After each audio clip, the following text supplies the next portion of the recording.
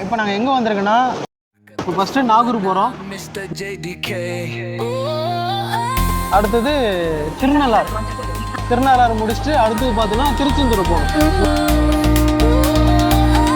இந்த சுற்று பார்த்தீங்கன்னா வெறும் ஆன்மீக சுற்றுலா இருக்க போகுது.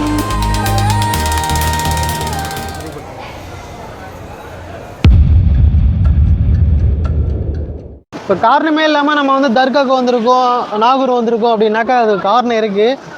பிறந்து ஒரு மாதம் நினைக்கிறேன், குழந்த பிள்ளையாக இருக்கும்போது நாங்கள் வந்திருக்கேன்.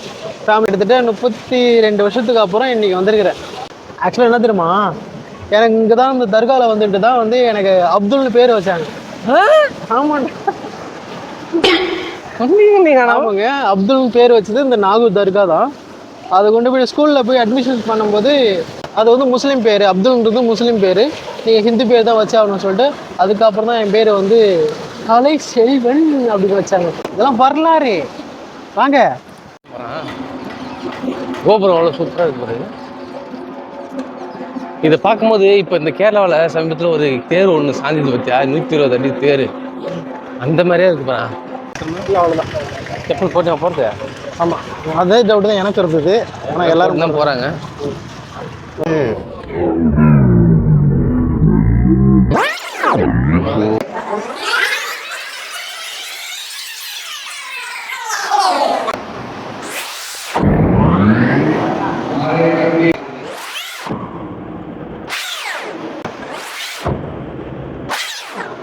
நான் வந்து தர்கா சம்மந்தப்பட்டவங்க.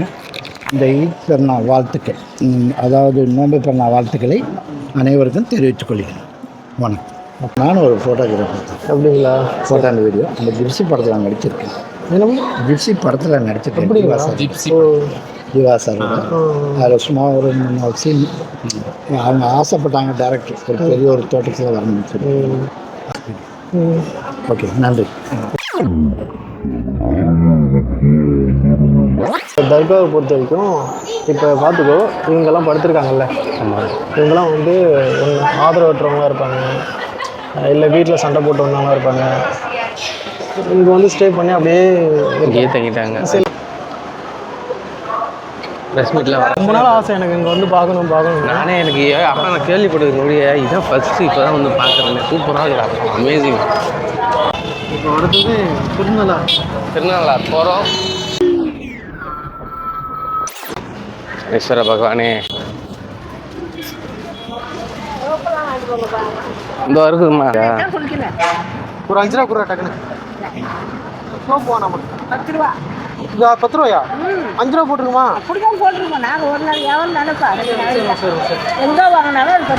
இப்போ நம்ம மசூதியை முடிச்சுட்டு இப்போ நம்ம எங்கே வந்திருக்கோம்னா திருநள்ளாறு கோயிலுக்கு வந்திருக்கோம். இங்கே வந்து பார்த்தீங்கன்னா நாங்கள் வந்து பஸ்ஸில் வந்து இறங்க கூட இல்லை, உடனே பிளி தம்பி அப்படின்னு கொடுத்துட்டாங்க. வந்துட்டு ஒரே பேச்சு தான், போயிட்டு இது பண்ணுங்க அதை பண்ணுங்க, சரி பெரியவங்க சொல்கிறாங்களே எதாவது பண்ணிட்டு வரும் அப்படின்ட்டு இதெல்லாம் வந்துட்டு இப்போ குளத்தில் குளிக்க வந்திருக்கோம். குளிச்சுட்டு இந்த வருஷமாவது ஏதோ ஆண்டவன் சனீஸ்வர பகவான் புண்ணியத்தில் நல்லது நடக்கும். நான் கொஞ்சம் கூச்சமாக தான் இருக்குது, வெட்ட வேலையில் குளத்தில் குளிக்கிறது. இருந்தாலும் ஆண்மகன் நம்ம இதை வச்சு குளிக்க போகிறோம். எண்ணெய் இருக்குது, இதை எண்ணெய் தேய்ச்சி சீயாக்க போட்டு குளிக்கணுமா. தேங்காய் வந்து சூர தேங்காய் போட்டு பிள்ளையாருக்கு உடைக்கணுமா. இது என்ன பண்ணணும்? கட்டிக்கணுமா? இதில் நினச்சி இதில் நம்ம ஒரு துணியை உடைகளை வச்சு தலையை சுற்றி தூக்கி போடணும்னு சொல்கிறாங்க. அதை தான் செய்ய போகிறோம் இப்போ.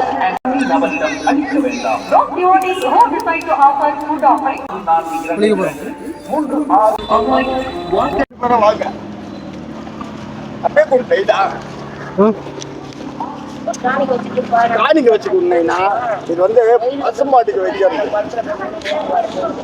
இரும்பா இங்க தரும்போது அதுக்கு குறுக்கால குன்னைனா சொல்ல பரமேஸ்வர சமயபுர தாய் இந்த ஆத்தாளுக்கு ஒன்று கூட காணிக்கிறோம். அப்பா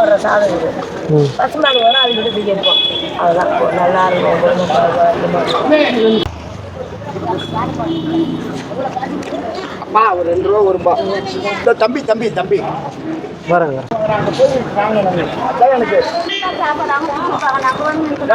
சாப்பாடு நல்ல சாப்பாடு தான், அது சாப்பிடலாம். சரிங்களா? சாப்பிட்றது ஒன்றும் இல்லை.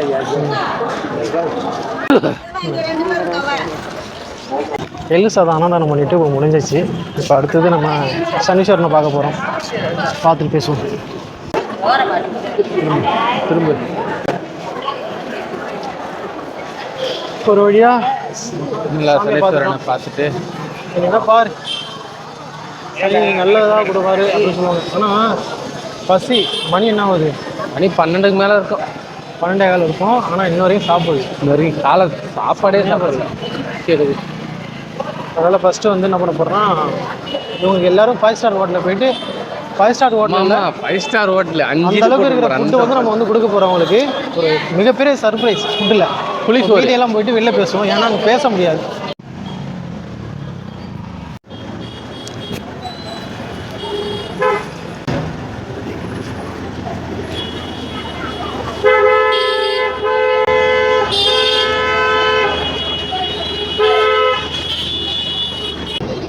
நிறைய விஷயத்த வந்து கேப்சர் பண்ண முடியல.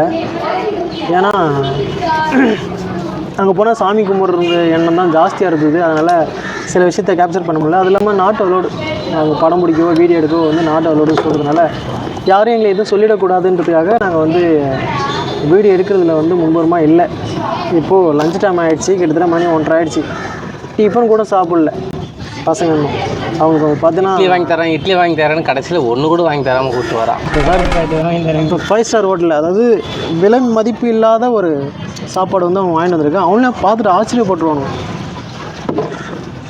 ஓகே சாப்பிட்லாமா? நமக்கு தெரியாது எப்போ வாங்கினாமா. அந்த கோயிலில் சோறு போட்டுருந்தாங்கல்ல அந்த சோறா? என்ன அந்த சோறா? அந்த சோறு சாப்பிட மாட்டீங்களா? ஏய் நம்ம அது விலை மதிக்க முடியாது. வந்து கோயிலுக்கு வந்திருக்கோண்டா. கடவுளோடைய பிரசாதம் தான். ஆமாம். எந்த இல்லை பார்சல் பண்ணி கொடுக்குறாங்க. நான் பாரு இப்போ நீங்களே பெரிய சாப்பாடு தான். சாப்பிடு. சாப்பாடுன்னு கேமராமேன் தான் ரொம்ப கஷ்டப்பட்டார். சாப்பிடுங்க. உனக்கு மட்டும்தான். டேய் தம்பி, இதெல்லாம் வந்து எங்கள் அம்மாவோட சமையல்றா.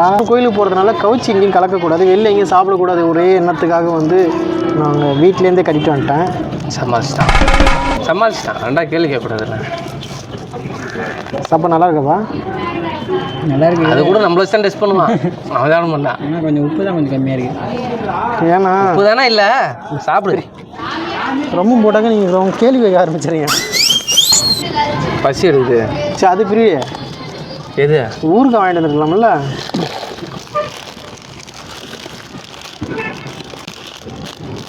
இது கூட அவன் வாங்கலைங்க.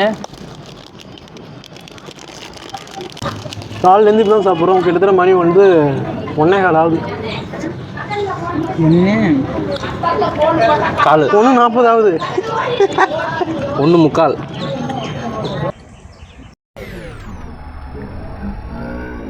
வேல்முருகனுக்கு அரோகரா.